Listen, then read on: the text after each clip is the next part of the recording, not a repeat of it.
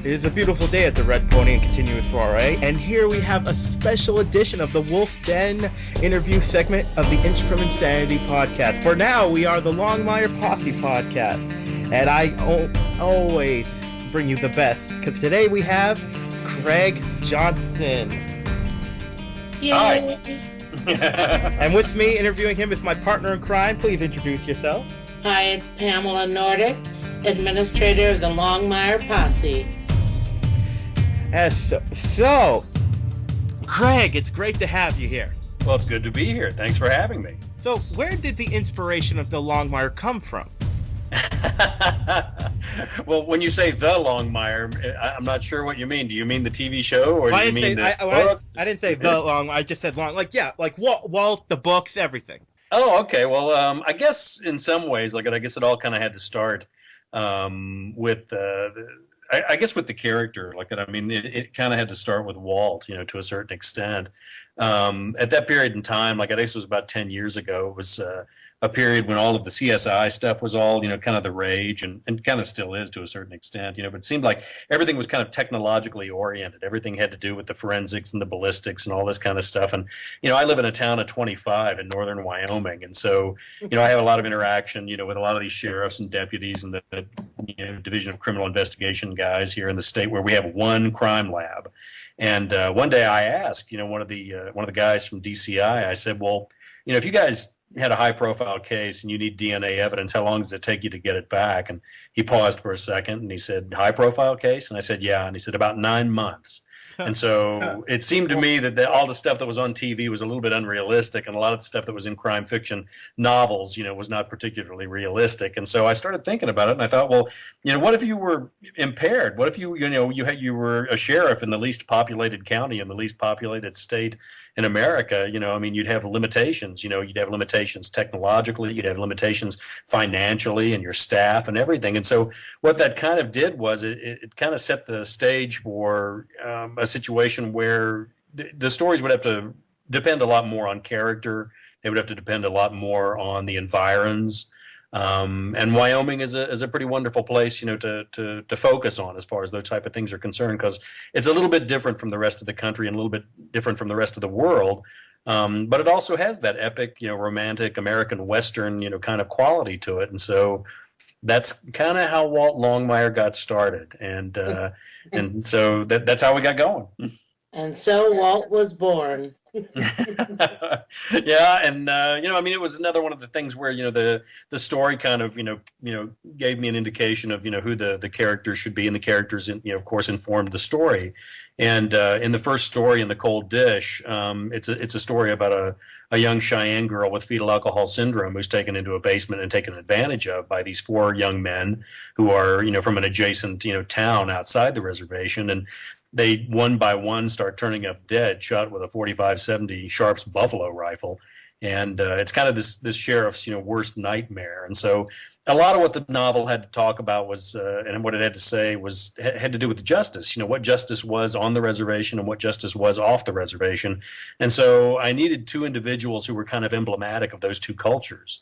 Right, And so, Henry, would become, the one who was emblematic of the Cheyenne and the reservation culture, and Walt would be the one that would be emblematic of the more mainstream, white culture. And that was how it all got started. Yeah. So anyways, it's interesting, the story you just brought, the novel, because in the show, that's 2 different episodes you just brought up. They used the sharp rifle for the first episode, and the girl that was the rapist were killed by a compound bow in the show. Mm-hmm. It's kind of interesting because that's one of the things that we got right off the bat was that the novels are like 350, 400 pages. And so, whenever I, come up here into my loft, in my ranch, and I sit down and start writing, there really aren't any limitations as to, how long something can be or what I can do or anything like that. But, with television and with Hollywood, they have a lot of limitations, upon them. As amazing and magnificent, a product as it is, it's 42 minutes long. That's the really tricky part about it. But not 42 minutes and 20 seconds, not, 43 minutes, but 42 minutes. And so they have to get a lot done, in that short amount of time. And, I'm kind of proud to say that, that I don't write novels that could easily be encapsulated, into a 42-minute format. So what they tend to do is take bits and pieces from the different novels, and just kind of, cherry pick whatever it is that they need to be able to write the teleplays that they want, and as far as the television show is concerned. And the other thing that they did for me, which I think was, pretty wonderful, is that when they did decide to use, plots, from the books, they changed the endings. Like even when they would borrow bits and pieces, they would change the endings, mostly because that way the people who were watching the television show, they could go ahead and pick up the books and know that they weren't ruined for them like that, because the endings were going to be different. And I love that they did that.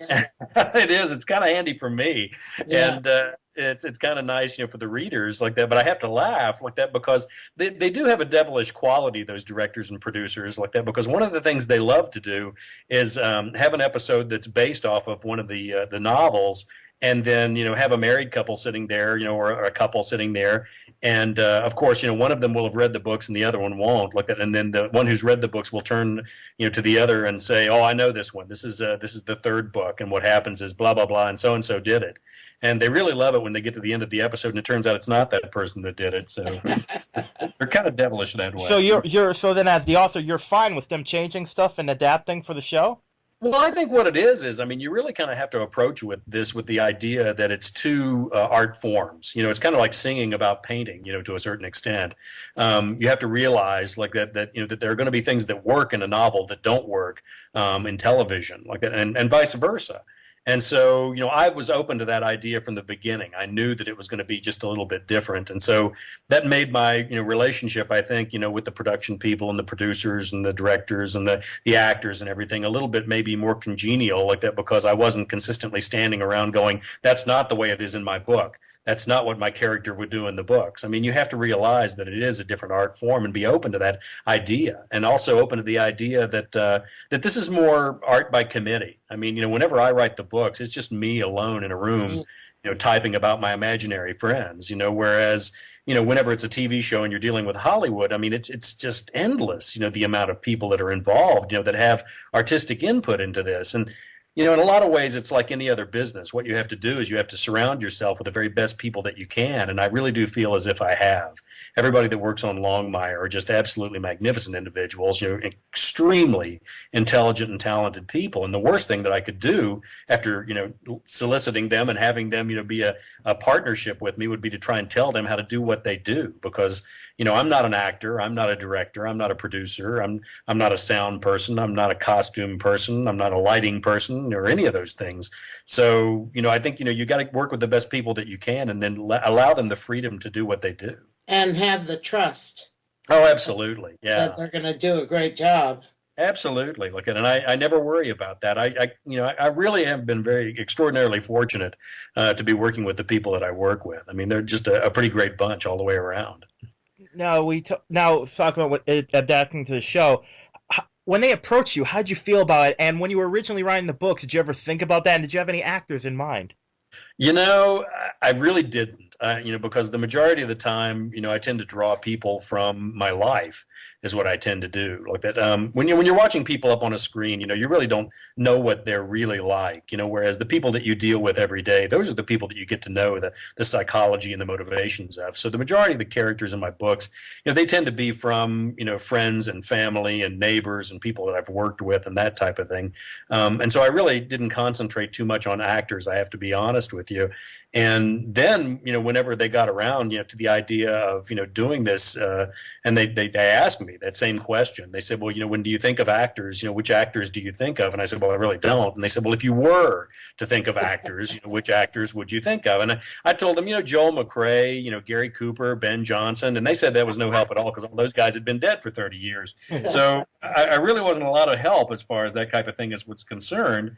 But I think that they picked a really wonderful group of individuals, to embody these characters. And then the other thing, how it all kind of fell into place and how it all kind of happened, we'd had a little courting fest with Hollywood that had been going on for, about 5 years or so with, a lot of big name actors, and directors and producers and people that, wanted to option the books.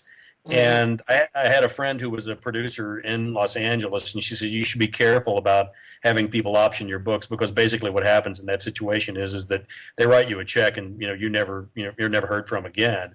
And so they said that, maybe the best thing that could possibly happen would be if one of the studios came forward and had an idea that, that they wanted to put together a team of individuals, because that way you'd be able to, meet the people who were going to be working on the show rather than just, kind of flying blind into the whole thing. And so that's kind of what I held out for. I was kind of waiting for that. And then the other interesting thing that happened is that I had pretty much, decided that it was going to be a movie. And so I thought it was going to be a feature film. I figured The Cold Dish, would probably end up being a feature film. And so, my mind was pretty much set on that. Well, that's when, Warner approached me and said that they were thinking more along the lines of a television show. And I had to think about that, because my mindset, was set for a feature film. But I had to admit, that to a certain extent, I mean, if you're not, if it's not a movie about space vampires or something like that, it really doesn't last, at the movie theater for much longer than maybe a week, if you're lucky, and you get the distribution. And so I started thinking about it, and I thought, well, for me, it's always going to be about the visibility for the books, because I'm not looking to move to LA or New York or anything like that. I like being, a cowboy writer from a town of 25 in northern Wyoming. I'm not really wanting to change my life. And so, for me, it's always going to be about the visibility for the books. And so I started thinking, if it's on every week, you have that visibility going for it, and then, you get to tell more than one story. And so, with the success of Longmire being the highest rated scripted drama in A&E's network history, and, it's showing in over 200 countries, I think I made the right choice. I think I might have, made a good choice on this deal. Now, you mentioned somebody cowboy, and that actually leads into one of my questions. Who's your favorite cowboy? Who's my favorite cowboy? Well, there are a bunch of those. Jim Shoulders was a heck of a bull rider, like that, and Casey Tibbs was another, like that. Those are rodeo guys. But then there is one guy. There's only one individual who ever won an Academy Award and a National World Championship Professional Rodeo Cowboys Association buckle, and that was a guy by the name of Ben Johnson. And I'd say he's one of my favorites, I have to say. Okay, and how about this? Who's your favorite Native American, like in cinema and stuff, like your favorite Native American? My favorite Native American in cinema? Boy, that's a tough one. I tell you what, Lou Diamond Phillips is growing on me week after week. But I did have a unique situation happen to me whenever I was down on the set here just about a month ago. And it was an episode that had Graham Greene in it. It was funny because, Lou, took me over and introduced me to Graham Greene. And, my gosh, the guy's an icon like that. And when Lou introduced me, the first thing he said was, I'd like you to introduce you to our creator. And Graham Greene paused for a second and he says, I've got a lot of questions for you. Funny. He's a great actor.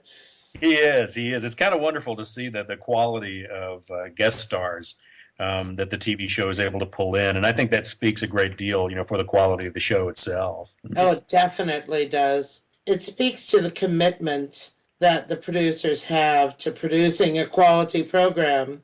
I think so, and especially in the sense, as far as the Native American aspect of it is concerned. I mean, they really do want to make sure that they get it right.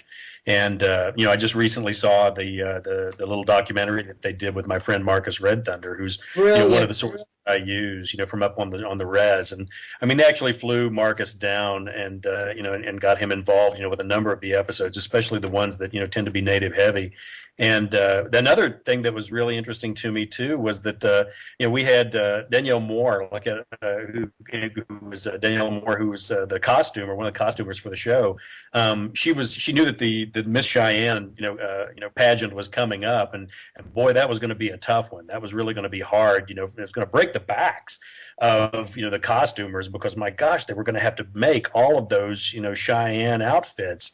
And we were talking to her about it, and she said, well, can you send me some photographs of some of those? And so we sent her, I don't know how many, 300 photographs, from the Crow powwows and the Northern Cheyenne powwows. And So we sent all those down, and her first remark was, "Oh my God!" She was looking at all the beading and the fringe and all of the work that goes into some of those outfits. I mean, there are families that work for 7 months, to make a family working for 7 months, to make one of those dresses. Wow. And to expect those poor costumers to be able to replicate that in the short amount of time that they have to do it. They realized, there just wasn't any way that they could do it and do it justice. And so what did they do? They flew down an entire dance troupe from the Northern Cheyenne Reservation to be on that particular show last week, which I think was just phenomenal. Yes. This makes me think of a random question. Do you have any Native American blood in you? I do, but it's only 1/64th, so I don't bring it up because my Indian friends laugh at me whenever I bring it. The big joke is if you get 64 Cherokees in one room, you know what you got? Craig Johnson. One Indian. Okay, now so there's that, and I think Marcus actually has a T-shirt. Marcus has a T-shirt that says, "I'm 1/64th white, but I can't prove it." So just one of those things that I don't bring up, a great deal like that because it just doesn't seem tasteful. Now, is there any subject you haven't broached in your books that you'd still like to? Oh yeah, there are all kinds of them. I mean, all of the books are kind of motivated by some sort of a social problem. Obviously, the first book, The Cold Dish, it had to do with social injustice, like that, and domestic violence and that type of thing. And I find that what I do best is whenever I'm writing a book, dissatisfaction is a really wonderful fuel, and social or political dissatisfaction, something that I don't think is right. Injustice. Yeah, injustice. Like it's something that I can, sink my teeth into. I guess what I tend to refer to it as I guess the burr under the saddle blanket school of literature, like that. If I've got something that's annoying me or irritating me about the society or the culture, it's something that that I can use to actually write the books. And so that's one of the first things I think of every time I'm trying to write one of my books is what's the message here? What are you trying to say? Now, because it's Wyoming, and because I was part of a play involved with it. Because I whenever I think of Wyoming, I think of Laramie, I think of Matthew Shepard. Do you think being since it's a hot button issue, being homosexual, and I'm sure being that on the res, have you ever thought about broaching that subject?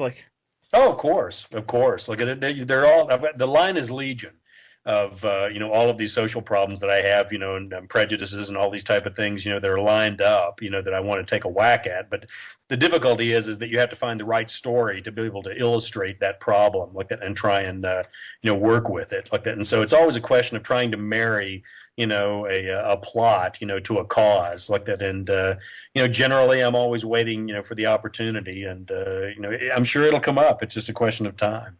Now, the show and the books are known for its very accurate portrayal of Native American culture. What inspired you to make sure you got that right?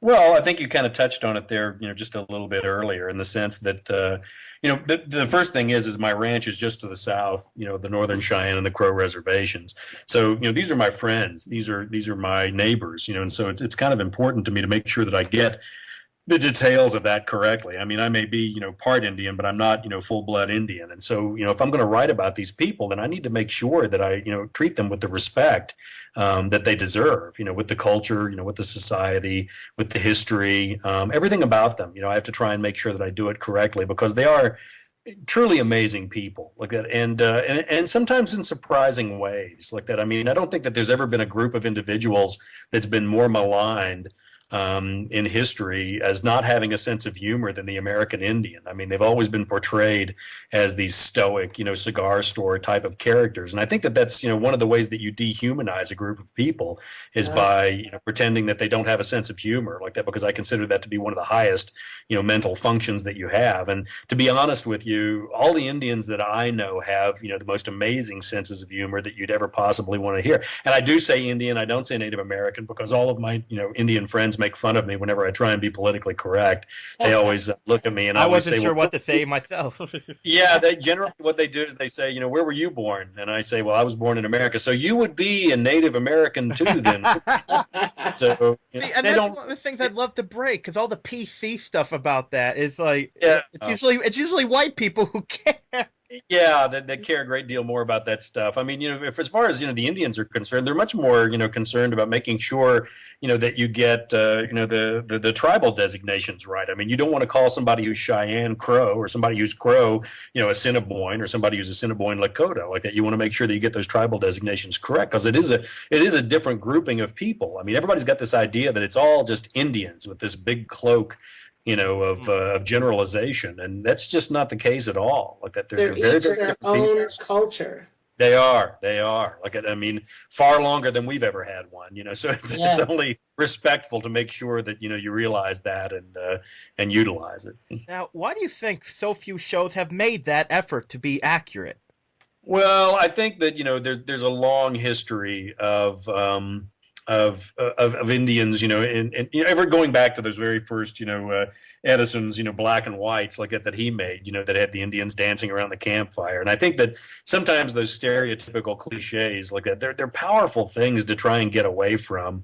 And, an awful lot of the time, it's a lot easier, to just accept, those cliches and accept those stereotypes, than to try and, portray the characters as the multidimensional, human beings that they happen to be. And it's a lot harder work to do that like that. But one of the things I can say about, Longmire is that, they really don't back away from that. They're really attempting, to try and be honest and to try and deal with, the problems that are on the reservations, and the problems, between the reservation and the surrounding areas and all of those type of things. Sometimes, they're a little bit more heightened, for the purposes of dramatic conflict, but, that's one of the things that they do, like is try and point those things up. And I think it's, it's admirable that they do as good a job as they do. Now, do you think the stigma of how Native Americans have been treated will ever be truly lifted? I don't know. I'm not sure if it will or not. You'll have to excuse my dog in the background there. Oh, don't worry. It adds depth to the interview. all we need now is a howling wolf arriving. We're all gonna start singing "Home on the Range," So, now, do you think because it's so like the one thing I keep thinking of it? I was watching an episode of Bonanza, and it had an Indian princess played by the actress who played Marianne from Gilligan's Island, and she wasn't supposed to be mixed. It's like, could you get whiter? And then, of course, Johnny Depp in the Lone Ranger movie, which is even funnier considering the original Tonto was Indian. Yeah, I know. And a badass if you look at his history. Yeah.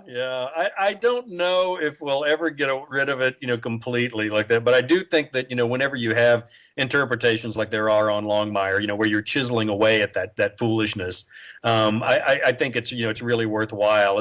I have to admit, though, that in the first episode, in the pilot episode of Longmire, Marcus Red Thunder, my buddy, he actually makes an appearance. He's actually in there. And I was teasing him about it. And I said, you know what, your character really didn't have a name like that. So I think we're just going to call him Third Indian from the Left. And I told him what I was going to do was I was going to make him a T-shirt that had, all of the white actors that had ever played Indians on the back of the T-shirt, the Lord knows the line is legion as far as that type of thing is concerned. But I don't know. I mean, I think it's just laziness. I think, a lot of it as far as, the writing is concerned, as far as the filming is concerned, it's very easy to just paint people, as good and bad, and if you need some bad guys, you throw some Indians in there, and I'm proud to say that, generally the populace, kind of turns its back on that kind of simplistic storytelling. That they generally want something a little bit more complex, and for me, that makes it a little bit more enjoyable to be writing about the period now. Have you had any problems from the PC police? Oh, Pemmy, you're really. There are a few that have jumped on me at some signings, or people who've written me emails or things like that. But I really don't pay too much attention to that because I get too many emails from all my Indian friends like that who write and tell me how much they enjoy the books and how much they enjoy the TV shows. I mean, the books are very, very popular up on the reservation, and so to me that's the proof in the pudding. And I really don't worry about the political police as far as that's concerned. So, okay, we talked about your favorite cowboy, but there's something I'm curious to ask someone like you. Do you have a favorite, as a whatever satire, what you want to say, your favorite bad Indian portrayal, the one you just think of, oh my God? My favorite bad Indian well, you can look at just about. At one point in time, there was something like 143 westerns on television.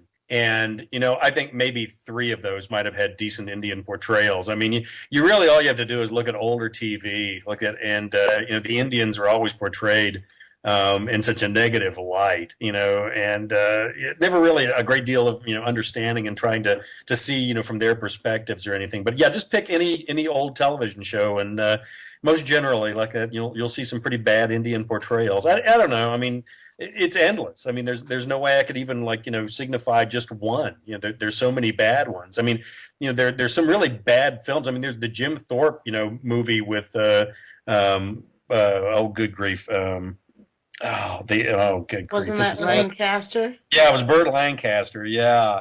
And then there was another one about Geronimo, like that. It was always blue-eyed Indians that really kind of, creep out. It's amazing how many, because I'm Italian, and a lot of Indians were played by Italians because we had the dark. They really were. I mean, Sal Mineo for a period there made a career, out of them playing. The crying Indian from the '80s was an Italian actor. I do, yeah. So I don't know. I mean, a lot of times you got to wonder if maybe in Southern California if they'd ever even seen an Indian before, So it's kind of weird. Well, that's what I was just gonna say. I think the portrayal of them historically, I think, comes from ignorance of the culture. Mm-hmm, mm-hmm. And as you said, laziness, but definitely just an out-and-out ignorance. Oh, yeah, and that doesn't just stop with poor Hollywood. It's not just their fault. I mean, I remember going and seeing, I was looking when I was doing research for the 3rd book, Kindness Goes Unpunished, where Walt and Henry actually go to Philadelphia. I was looking up and trying to find, basically, I was looking for native statuary pretty much all over the city of Philadelphia, and there's a ton of it. I mean, it's all over the place like that. But what cracked me up was it was, representations of chiefs of the Delaware tribe, all these Eastern Indians, and they were all wearing these High Plains war bonnets Wow. that they did not wear.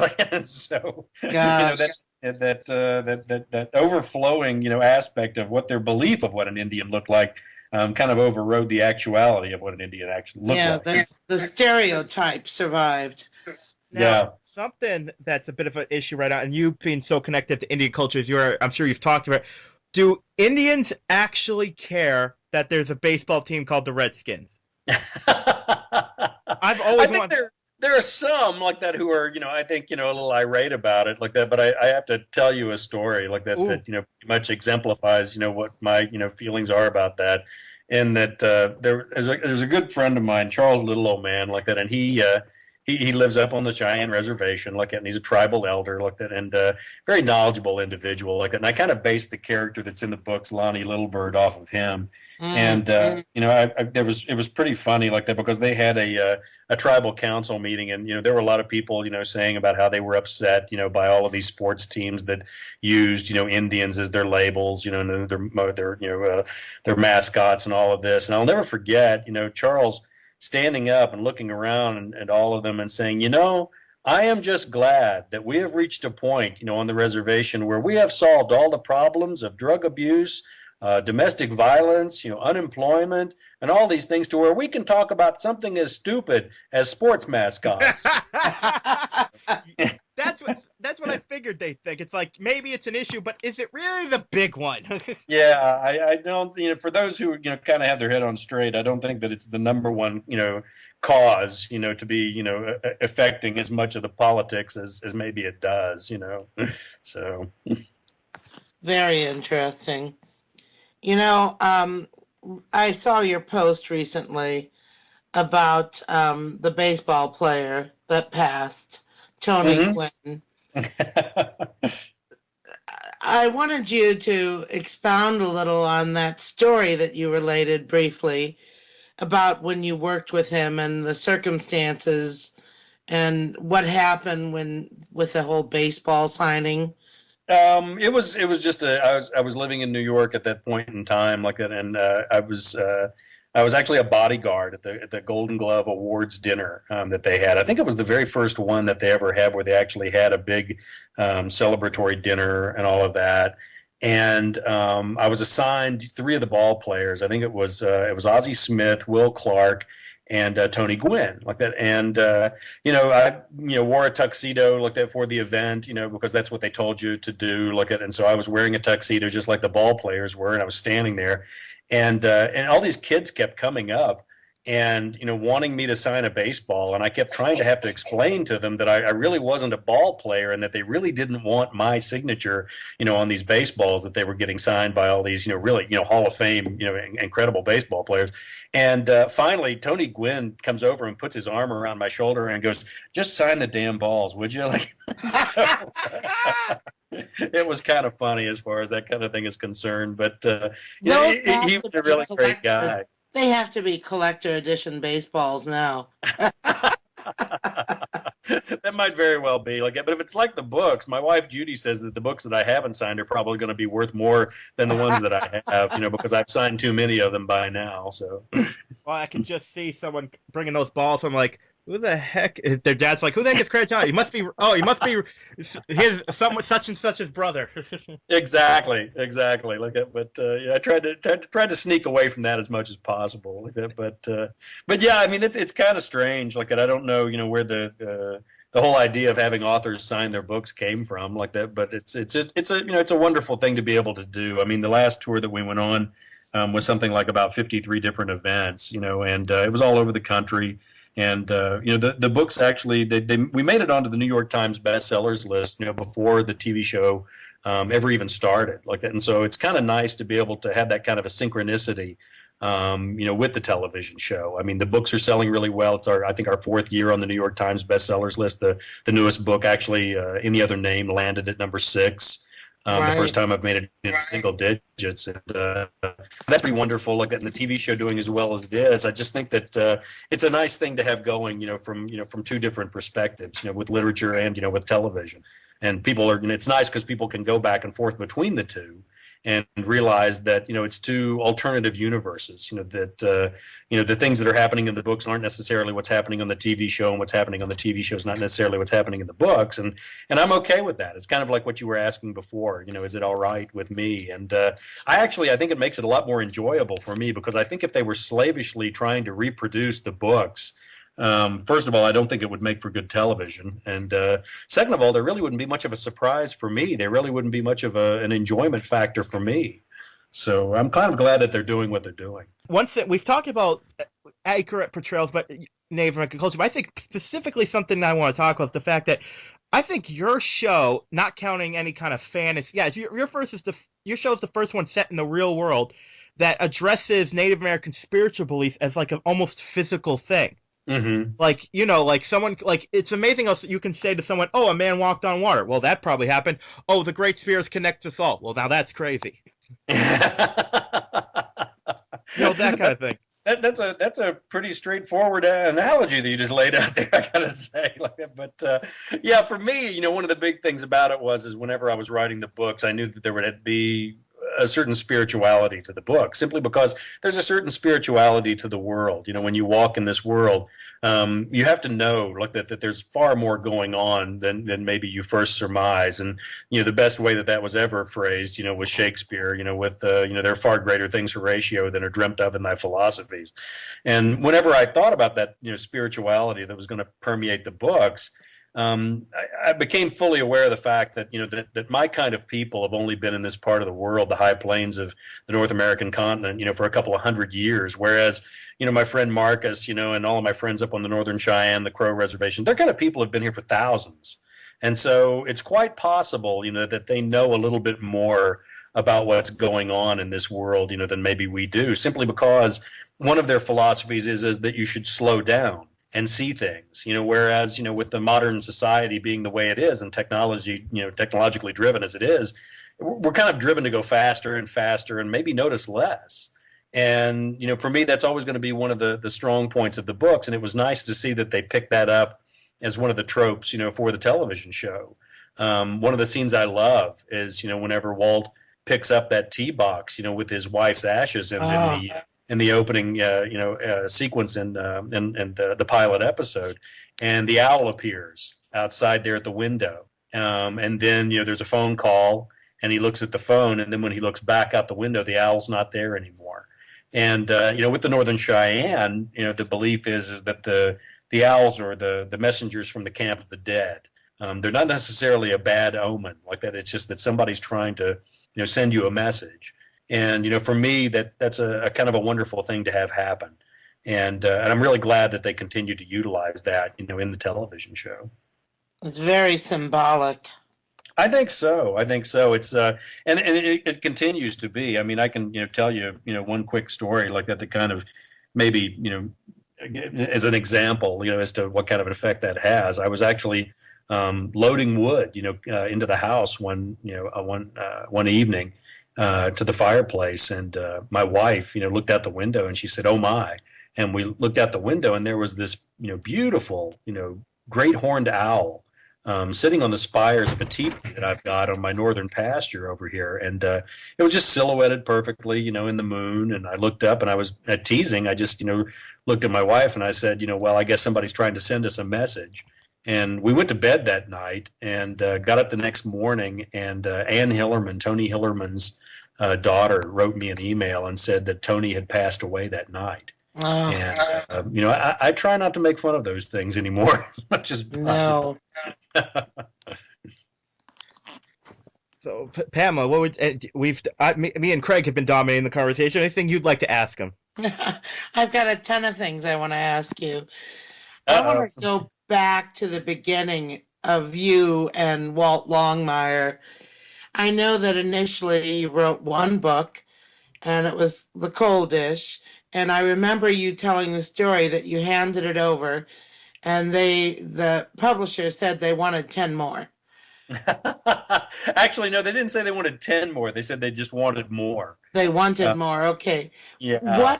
What did you ever envision happening if you succeeded in doing your first book? You kind of had the impression that was all you were going to do.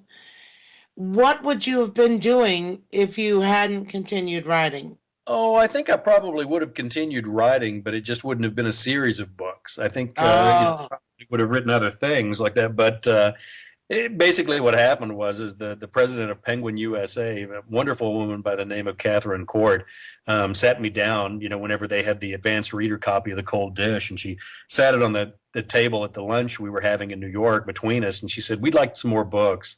We'd like some more of these." And I said, "Well, I'm happy to write you guys some more books." And she goes, "No, I don't think you understand. We would like some more of these. We think that these characters, we think this place, we think these relationships, all of these things, we think that it's got legs. We think that people are going to want to know more.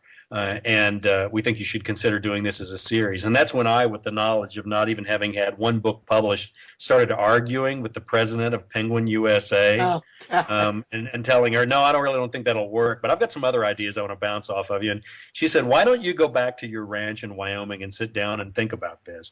And so I did. I came back here to the ranch and I sat down and I thought about it. And of course, the big question was, were there more stories to tell? Did these characters have more to impart like that? And the answer came roaring back that yes, they most assuredly did have more stories to tell. I mean, when I wrote the first draft of The Cold Dish that I turned into the agent, that got turned over to Penguin, it was over 650 pages long. It was like War and Peace and Absaroka County.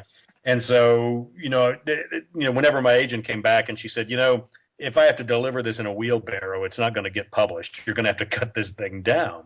And so I sat down and I started cutting, and I cut more than 200 pages out of it. And so then when I turned it in, a lot of the backstories, a lot of the other stories, kind of got lost. And that's when I started thinking, what, maybe they're right. Maybe there are some more stories to tell with this. And that immediately, started working on the second book. And it was a surprise to me how easy it was. Like that, I had to, I wasn't exactly reinventing the wheel every time I was writing one of these books, but all my literary fiction friends, they're always asking me, they're always saying, "My gosh, that's amazing that you're writing, more than one book a year." I mean, because I'm writing short stories and novellas, along with Walt's World, and a novel a year. And they think that kind of output is amazing. I'm amazed that it takes somebody 7 or 8 years to write one book. I guess I'm, from that ditch digging school, of literature like that. I just, feel like, for me, it's like breathing. For me, it's so enjoyable and so essential to my day-to-day life that I don't know what I'd do with myself if I didn't have that much to do. So you don't suffer any writer's block, I imagine. I really don't. I think writer's block is a bunch of hooey, if you want to know the truth. Like that's just lazy writer is what that is. Like that, and for me, it's kind of important like that to have that kind of work, to be able to do what it is that I do. And it's a good life, because I live here on my ranch and I've got a lot of physical labor that's involved, with the ranching. But it's also a kind of a wonderful, cerebral life to have too, like that, where I can come in and be able to work, on all of these aspects of the books as much as I am. Well, back to your books, you Mhm. talk about how easily the material has come to you. You're kind of like getting together with old friends every Mhm. time you sit down and write. Oh, absolutely. Again, it's always interesting. I mean, I'm as much of a reader as the people who read my books. Like, I mean, it's got to be interesting to me, and hopefully the characters and the situations that they're involved with, are as interesting, to the readers as they are when it is that I'm writing them. For me, that's part of the bargain. If I got Hmm. bored with it, if I got tired of it, or something like that, well, then, I don't think that I would be able to continue, with the books. So for me, that's essential as far as the process. So, thinking in those terms, how many more books do you think you have in you? How You many know, more Walt Longmire mysteries? when I first started out, I kind of limited it. I think I said, in a couple of statements like that I was only going to do, like four. That's as far ahead as I was going to look, and see. And boy, the amount of people that wrote me and when were angry, because they said, don't you dare stop after only four books. And so they kind of jumped on me for that. Like, and so I try not to make any kind of predictions as far as the longevity of Walt Longmire and the books are concerned. But I don't know. I mean, now after writing them for 10 years, I haven't come close to scratching the surface, of all of the stories that I want to tell. It's always a race, to see what the next book is going to be. Like that, I've got all of these other plot ideas that are jockeying into position, to try and get written. And that's one of the exciting things for me to see, what's going to happen with the characters. I mean, I've got an idea, as far as the trajectory of the characters is concerned and what's going to happen with them over the length of time. But it's always a consistent surprise, I have to admit. What you just said makes me think of another question I had because it's very cohesive.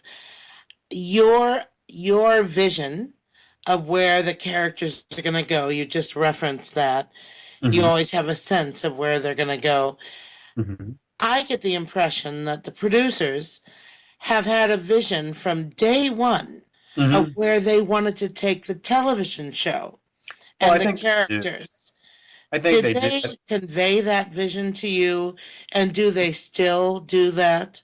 I think that in any kind of artistic enterprise, that's one of the things that's that's probably the most important thing of all, is to have a vision, an idea of where you're going and what it is you're trying to say. And yeah, I think the producers have very, very strong ideas as far as that type of thing is concerned. And we've had a lot of discussions about those type of things. And it wouldn't behoove me like to give any of those things away like that under Oh, no. contractual obligation. But yeah, we've had numerous conversations about what it is they want to do and how they want to do it. All the way from the very first conversations that I had with them. And but I think that you also have to be open to a certain extent, in the realization that with the success, you hope that it's going to be a long run for the television show. The same way, with the success of the books, that that it would be a long print run as far as that's concerned. And I think you have to be open to the idea that that these ideas might change a little bit as the characters and as the show evolves, and the same thing with the books. Right. They mature. There's instances that I can think back to the very first season where little ideas or little moments seem to be intentionally planted Hmm. that at the time were of little significance, seemingly, but 2 seasons later, those little seeds have Hmm. grown and they're of great import. to the storyline. And I just think that's brilliant. And Oh, it is. that's what I think has been an intentional path, because it seems so evident from day one they've planted these seeds. Well, with that, you have to really give the credit, where the credit is due. Look at, and that's, to the writers from the television show. Oh, yes. They've got a whole group, of writers down there that they utilize. Not only Hunt Baldwin and John Coveney, but Sarah Nicole Jones and Tony. Look at, and the whole group. Look at, I think they're brilliant. They're really wonderful writers. Look at, and it's always a blast for me to see which little kernels and which little parts, of the books they're going to draw from, like that, to do what it is that they do. And it's interesting to see, which parts of the histories of the characters, that they, pull from the books and utilize, like that. But, they're always looking for opportunities to broaden that world, and to give more of a breadth and a width, to that world that they're portraying, to try and, make as much of it as they possibly can. Because you never know. You never really know, exactly where it is things might go or which direction you might want to take, and they keep a lot of their options open, which I think is pretty smart on their part. Yeah, definitely. We talked about being on the New York Times bestseller. I think Any Other Name is still up there in the top 100, isn't it? Yeah, it actually is. Like, it's been a month out, and we're actually still bounding around up there, which is kind of nice. Like, and I have to say that it must be an awful lot of those people like that are seeing the television show. I mean, I get the emails every day from people who say, I started watching the television show and noticed that they were based off of a series of novels like that, and went out and and grabbed your novels like that, and they just started. I read it every day on the Posse page, Craig. Yeah. Comments like that every day. You mean there's books? And then, they just came out with the TV tie-ins, for The Cold Dish and Death Without Company. And I think the new one is Kindness Goes Unpunished, the third book. Right. And also a mass market paperback like that, that's actually, in all of the grocery stores and drugstores and Walmarts and all that type of stuff. And so it's a pretty amazing thing. Like that, I mean, television does have an ability to strike a much larger audience, perhaps say than like the publicity package, for a publisher. They just have a lot more money and a lot more attention, I think, from a lot more people out there. Yeah, and the audience size alone. Absolutely. What do you think the numbers have been? The impact of the television show? Do you have any idea how many total books have been sold? Oh, do you no. track that kind of thing? I don't know if they can. I know that they the Cold Dish is actually, and it's something like its 30th reprint. And so, other than that, it's phenomenal to see the effect. I mean, it's been interesting too, like that, because to notice what people's reading habits are that seem to be similar to their viewing habits. Because what I've noticed is that people don't go out and buy just one or two of the books. What they do is they go out and they buy the entire series of books. And then they do what they call binge reading, which is the same thing as a lot of people do with Longmire with the TV show, like that. They go out and they buy the DVDs, or they get them from Netflix, or they download all of them, and then they watch all of the episodes maybe in one weekend. And a lot of times it takes them a little bit longer to read their way all the way through the books. But you can see the sales figures and see where that wave is as far as people working their way through the books. And generally it takes them a little longer to read all the books than it does to watch the television show. But I think the response is pretty much the same. I get these angry emails from people that say, "How come you've only written 10 books? Get to work, write more books." So evidently, in their opinion, I'm not working hard enough. Well, one of the more surprising aspects probably for you has been your popularity in Europe. Were you expecting that at all? Yeah, because some of it actually happened before the TV show got started. Oh, I know. It's kind of nice like that, because it's one thing to be translated into another language. It's another thing to be on the bestsellers list in another language. And a lot of times I think that has to do with which publisher you might be with, or who's doing the translations. The more languages I'm being translated into, the more I feel as if you get a good translation, you get a good book. You get a bad translation, you get a bad book. And so I've been very fortunate to be with a lot of really good translators and a lot of really good publishers, and it's been amazing to see the response. It really has been. It is so cool to have these members from France and England who are on the Posse page, longtime fans of yours. Yeah, Long, as you said, long before the show. it's pretty wonderful, like, but certainly, the amount of people that are being touched, since the television show started out, I mean, my gosh, it's on in 200 different countries. I mean, it's on every single, network, in the continent of Africa, all the way from Abu Dhabi to Zimbabwe. And Oh, so that's amazing. it's a little bit, intimidating to a certain extent, because I mean, I remember whenever they started telling me, all the foreign markets that Longmire was playing in and where the books are being read. And I kind of came to the realization that, to a certain extent, I'm going to be personally responsible for the image that the rest of the world has, for the contemporary American West. And that's a little daunting, when you get right down to it. But, well, it's probably a better image than the stereotype that has existed in most parts of the world. Yeah, to an extent, I have to agree with that, because I finally settled down a little bit when I thought about it, because I thought, well, Walt is a good guy. Look, that he's decent, he's kind, he cares, he's intelligent. He basically embodies an awful lot of the aspects of what I think are the best qualities of being an American, and being a human being. And so for me, I think we could probably have worse ambassadors than Walt and Henry. Absolutely. I have friends from Japan, and their impression of America, and my goodness, the American West, and I live in the Pacific Northwest, they kind of expected to come here and see everyone walking around waving guns on the streets, Yeah, well, you reap what you sow, like that, and we've kind of given an impression around the world with all of the movie and all the movies and all the television and all the books and all of that, and it doesn't come as that much of a surprise. I think there was an individual like that who kind of started it all back before there was. There was such a thing as television or movies. There was this guy by the name of Buffalo Bill Cody. I've heard of him.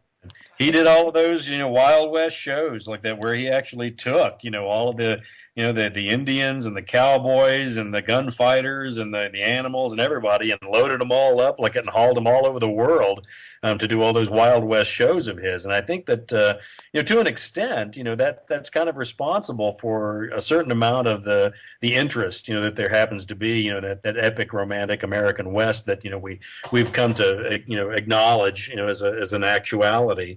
And then there's also another one that needs to be spoken to like that, and that's after the war, after World War II, when the rest of the world was kind of in a rebuilding period. It's kind of interesting to me that we kind of inundated the rest of the world with our media, with all of our movies, all of our books, and then inevitably all of our television. And for me, it's kind of interesting to notice that at that period in time, what was the predominant art form? It was the Western. I mean, right. at one point in time, leading in, those first years of television, the Western was the predominant form. At one point in time, there were 142 Westerns on television, and I think we kind of inundated the rest of the world, with the imagery that we had, and that's still going on today. I think to a certain extent. We built our own stereotype. We did. Frame by frame by frame. So, Craig, I see a lot of similarities between you and Walt. I've heard you talk about this before. But how much do you think really do you draw from your own experiences when you're writing your books and you're developing the characters? You've already talked that really it's the inspiration of people you've met in your own life, but how much of it is inspiration from your own personal experiences? Well, as stated, like that, you always draw from your own personal experiences. I mean, whenever you're sitting down to write something, you really are the only person in the room. Right. And you utilize as much of that as you possibly can. And since the books are written in first person, it's almost as if, the books are a monologue, a 350, 400-page monologue. And that's one of the major differences, I think, between the television show and the books is that, an awful lot of the view that you get from the books is Walt's perspective on things, because, not only is it what Walt says, but more importantly, it's what Walt thinks. And, whenever you're writing a character like that, it's never going to be too far away from your vest. You're going to play that a little bit close. And so there probably is an awful lot of Walt. If I was to choose, one character, because I'm kind of responsible for all of them, that's the closest, to me personally, I would say that Walt is probably the closest to me. But that doesn't mean that I aspire to be Walt. Walt is a much better person than I probably ever will accomplish. And my wife has a pretty funny comment about that. Her statement is that Walt is who I would like to be in 10 years, but it's just that I'm off to an incredibly slow start. And there's probably more truth to that than I'm willing to admit. But yeah, he's to me, he's a decent guy. He's a kind individual. He cares, and I think that that's one of the important aspects of, devoting your life to something as difficult as law enforcement. You really have to like people. You really have to want to be, protecting of people. And I think that Walt kind of embodies that to a certain extent. And you did yourself in law enforcement. I think so, like that. But that's I wanted to go back, and circle back and talk about one of the things that kind of came out in that statement, in that whenever we were putting together the idea for the television show, I have to admit that Greer Shepard actually asked me. She said, "Do you think of Walt Longmire as a verbose, kind of character?" And my immediate response was absolutely, like that. He's very, very talkative, very verbose. And she paused for a second and she said, "I'm not talking about what he thinks, Craig. I'm talking about what he says." And so I had a little epiphany, I have to admit, like that, where I went back and yanked open one of my books and looked, and Walt will think, for 3.5, 4 pages and then say one sentence. So, it is a little bit of a difference, between the television show and the books, in the sense that there is a lot going on underneath that cowboy hat. Definitely. And I think when they first started thinking about doing the television show, one of the things that they were concerned with was that they thought about having there be a voiceover, that you would actually hear Walt thinking all the way through the TV show. And I think that they came to the conclusion very early on that was not a good idea, that you need to allow the actors to act. You need to allow them to try and convey what it is that they're thinking, to the audience, without having some kind of, blueprint, being voiced over in their heads. And it would make me think of the Waltons on the Wild West. It would. And I think it's another one of those situations where you get the best actors that you can, and then you let them act. You let them do the job. And that's one of the things I think that that Robert Taylor really doesn't get the amount of kudos that he deserves, because I think that he does an amazing job of conveying in a very stoic character the thought processes that are going through his mind. I mean, it's a very subtle thing that he does, and that translates, I think, to all of the actors that are in the show. I think that Katie Sackhoff doesn't get enough credit, for. I mean, she looks the way she does, and that's going to draw a certain amount of attention away from her acting ability, I'm afraid. For anybody that happens to be certainly of my gender, like that. And so, but then when you get past that, when you're watching the show and you start seeing, what it is that she's doing and how she's doing it. It's awe-inspiring. And I mean, and Lou Diamond Phillips is another one. I mean, you come to expect it from Lou, because I mean, he is a true veteran. And the way that he's able to give Henry that those multifaceted aspects of his character, with the small amount of of dialogue that he has to work with, it's just stunning to me. It really, really is. I've read so many times the last few days about him commanding the screen, just his presence. He really carries that with him in everything he does. Well, what's kind of nice is that this is a group of remarkably intelligent performers. I'm not saying bad things about Hollywood, and I'm not saying bad things about actors and actresses, but I have met enough of them to know that this is a remarkably intelligent and talented group of individuals like that. And people who can think are always going to be infinitely more interesting, than people who are just kind of going through the motions of trying to look as if they're thinking. And I think that's one of the things that gives Longmire the edge that it has. is that an awful lot of these these performers that are in the show, they have histories. They have histories, things that they've done. Other things, maybe than acting, which kind of give them an insight, into playing these type of characters. That makes me think of something that Rob Taylor said, was that he had read one book, was it, or two books, and then stopped because he wanted to develop the character more himself and not be overly influenced by the books. Right, and I can easily see how that would be the case, because I mean the books are, as I said, written in first person, and so it would be difficult to try and divorce yourself, whenever somebody's providing not only your words but also your thoughts. Yes. So I can kind of understand why it is that he would have done that.